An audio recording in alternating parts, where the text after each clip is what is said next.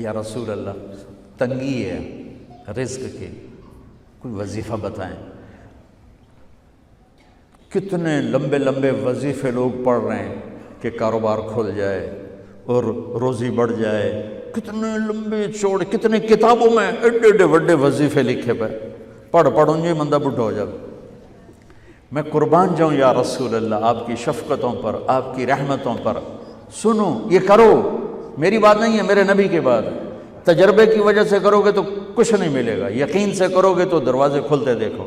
کہ یا رسول اللہ ارید ان یوسع علی رزقی، میں چاہتا ہوں میری روزی کھل جائے۔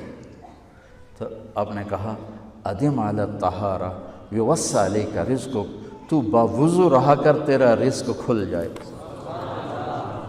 کوئی زور لگتا ہے وضو؟ تمہارے ہاں تو سردی ہوتی ہی کوئی نہیں کہ بھئی ٹھنڈا پانی ہے کیسے وضو، یہ تو ہمارے لیے مسئلہ ہے کہ بھئی ٹھنڈا پانی ہے کیسے وضو کرو۔ وہ ہمارے گاؤں کا مراسی مجھے مل گیا، میں نے کہا چل نماز پڑھے گی، نہیں جی میاں جی سردی بڑی نہ لے جاؤ، سردی بڑی، مراسیوں کو سردی زیادہ لگتی ہے۔ میں نے کہا نہیں آج تک نماز پڑھا کے چھڑنا ہے۔ میں اس کو لے کے جب وہ ٹوٹی پہ بیٹھا جو ہی ہاتھ پہ پائیں، اوہ حالے ہو ٹھنڈا پانی، اوہ حالے ہو ٹھنڈا پانی۔ تمہارے لیے تو یہ مسئلہ بھی نہیں کہ ٹھنڈا پانی، میرے نبی کی یہ سارا مجمع لے لو، یہ اوپر مستورات لے لیں۔ ادم علی الطہارہ یوسع علیک رزقک، میرے نبی نے فرمایا باوضو رہنا شروع کر دے، اللہ تیرا رزق کھول دے گا۔ اب یہ اللہ رسول کی آپس کی بات ہے تو میری بات ہوتی تو دیوار پہ مار دو، تجربہ کرو۔ نبی کی بات کو تجربہ کر کے نہیں کرتے، یقین کے ساتھ کرتے ہیں۔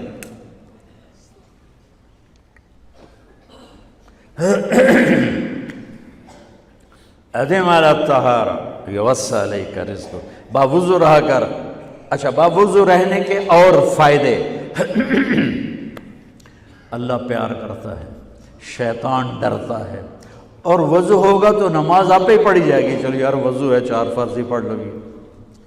ایک دفعہ شیطان آیا ہمارے نبی سے ملنے، تو آپ نے اس سے پوچھا تیرے دشمن کتنے؟ کہنے لگا 15۔ آپ نے فرمایا کون کون ہے؟ کہنے لگا پہلا تو تھوڑا ہی نمبر ہے، پہلا نمبر تو تھوڑے نال میرا لگو ہے۔ پھر کہنے لگا وہ مسلمان جو 24 گھنٹے باوضو رہتا ہے وہ میرا بڑا دشمن ہے۔ جو باوضو رہتا ہے اور باوضو سوتا ہے، ایک فرشتہ اس کے لیے بندگی کا ثواب لکھتا رہتا ہے۔ خیر واپس آتا ہوں، میرے نبی نے فرمایا 4 باتیں لے لو اور دنیا بھی تمہاری آخر، ساری PIA زندہ ہو جائے گی، ساری اکانومی زندہ ہو جائے گی، ساری معیشت زندہ ہو جائے گی۔ 5 بھی نہیں، ایک انگلی بھی آپ نے نیچے کر دی، کہ یہ بس اتنی لے لو۔ حفظ امانت، صدق حدیث، حسن خلیقت، عفت فی طعمت۔ کیا خوبصورت، ساری زندگی کسی کو دھوکہ نہ دینا، دیانت داری۔ میرے ملک کے ادارے کیوں ڈوب گئے؟ دیانت نکل گئی، کھوٹ آ گئی، دھوکہ آ گیا۔ میرے نبی نے کہا حفظ امانت، کبھی امانت میں خیانت نہ کرنا، صدق حدیث، کبھی جھوٹ نہ بولنا، ہمیشہ سچ بولنا۔ میرے نبی نے فرمایا میرا امتی ہر گناہ کر سکتا ہے، 2 نہیں کر سکتا، ایک جھوٹ کبھی نہیں بولے گا، ایک دھوکہ کبھی نہیں دے گا۔ میرے نبی کی 2 صفتیں ہائی لائٹ ہوئیں، صادق اور بولو کیا ہیں؟ کوئی اور بھی تو ہو سکتی تھی، جس سے مشہور کیا، قاب قوسین بھی تو ہے، اور ادنا بھی تو ہے، واللیل بھی تو ہے سیاہ زلفوں والا، والضحیٰ بھی تو ہے روشن چہرے والا۔ کس سے مشہور کیا؟ صادق امین۔ اگر آپ مجھ سے سوال کرو، میں ممبر رسول پہ بیٹھا ہوں کہ مولانا صاحب سارے دین کو 2 لفظوں میں بتاؤ، ساری شریعت کو، تو میرے پاس دو لفظ ہیں، سچائی اور امانت داری۔ آپ مجھ سے سوال کرو مولانا صاحب ساری دنیا کے کفر کو بتاؤ، تو میرے پاس دو لفظ ہیں، جھوٹ اور دھوکے بازی۔ جھوٹ اور خیانت، پوری دنیا کا کفر ان کے اندر چھپا ہوا ہے۔ سچائی اور دیانتداری، پوری دنیا کا اسلام اس کے اندر چھپا ہوا ہے۔ دیانت اور سچائی یہ بیج کی طرح ہے، اور پورا اسلام پھر باغ بن کے پھلتا پھولتا ہے۔ جھوٹ اور دھوکہ یہ بھی بیج کی طرح ہے، پھر اس سے کفر کا جنگل کانٹوں بھرا جنم لیتا ہے۔ میرے معاشرے سے جھوٹ نکل جائے، دھوکہ نکل جائے، یہ پاکستان جنت کا ٹکڑا ہے۔ اور یہ حکومت کے بس کا نہیں ہے کہ وہ سب کو سچ بلوائے، یہ مجھے کرنا ہے، یہ مجھے کرنا ہے، میں نے اور آپ نے اس کو شروع کرنا ہے۔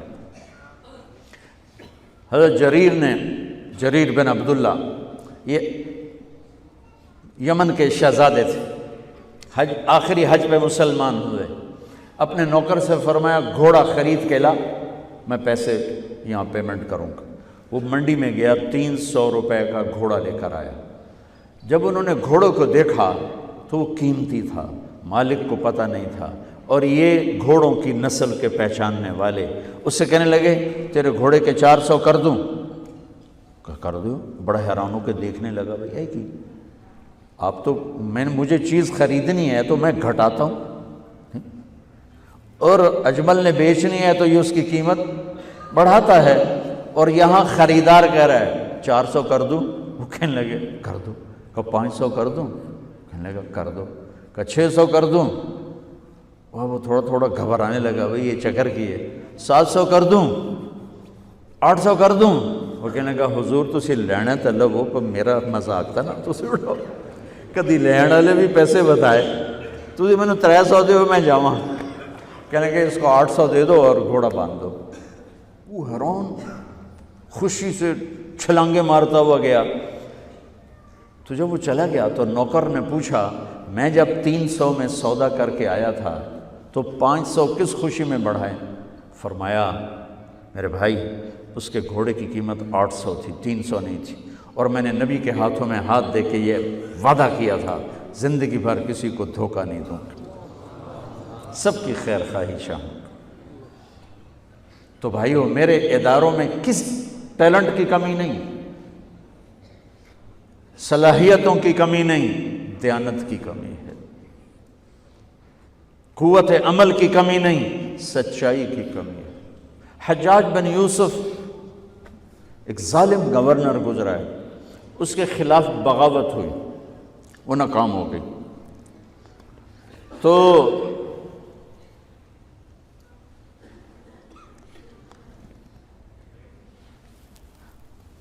کوفہ میں ایک بزرگ رہتے تھے، ان کے بیٹے اس بغاوت میں شریک تھے۔ وہ چھپتے چھپاتے کئی سال کے بعد واپس آ گئے۔ ابن خراش ان کا نام تھا۔ ان کی سچائی مشہور تھی کہ ابن خراش جھوٹ نہیں بولتا۔ حجاج کو پتہ چل گیا CID سے کہ آ گئے، تو اس نے کہا آج ابن خراش کا امتحان ہوگا۔ اس کو کھانے پہ بلایا، عنوان ہی نہیں بنایا تفتیش کا، کھانے پہ بلایا اور کھانا شروع ہو گیا۔ باتوں باتوں میں کہتا ہے ابن خراش آپ کے بیٹے ہمارے خلاف لڑ کے بھاگ گئے تھے، کوئی پتہ ہے؟ تو ابن خراش ہنس پڑے، کہنے لگے حجاج زندگی موت تو اللہ کے ہاتھ میں ہے، گھر آئے بیٹھے۔ تو اس نے کہا تیری سچائی کو سلام کرتا ہوں، اگر تو جھوٹ بولتا یہیں تیرا سر اتارتا، پھر تیرے بیٹوں کا جاؤ سلام ہے تیری سچائی کو، تیرے بیٹے تجھے مبارک ہوں، مسلمان جھوٹ نہیں بولتا۔ میرے نبی سے پوچھا گیا یا رسول اللہ کیا مسلمان بزدل ہو سکتا؟ کہا کیا مسلمان بخیل ہو سکتا؟ آپ نے کہا۔ پھر پوچھا گیا جھوٹ بول سکتا؟ کہا نہیں، جھوٹ نہیں بول سکتا۔ تو دو باتیں حدیث پاک کی، صدق و حدیث، حفظ و امانت، یہ دو باتیں زندہ ہو جائیں تمہارے سارے ادارے زندہ ہو جائیں، ہم نقصان سے نکل کر نفع میں آ جائیں گے، نفع میں آ کر اوروں کو دینے والے بن جائیں گے۔ اس ملک میں اتنے خزانے اللہ نے چھپائے ہیں، اور اس ملک میں اتنے اللہ نے استعداد والے لوگ پیدا فرمائے ہیں، صرف 2 چیزوں سے ہم مار کھا رہے ہیں۔ ہمارے جو ادارے ڈوب رہے ہیں وہ گلگت سے لے کر گوادر تک، اس میں وسائل کی کمی نہیں، سچائی کی کمی ہے، دیانتداری کی کمی ہے، اور یہ ریلیٹڈ ہے رب ہونے کے ساتھ کہ ہم نے اللہ کے رب ہونے میں شک کیا تو ہم غلط راہوں پہ چل پڑے۔ رب تو اللہ ہے،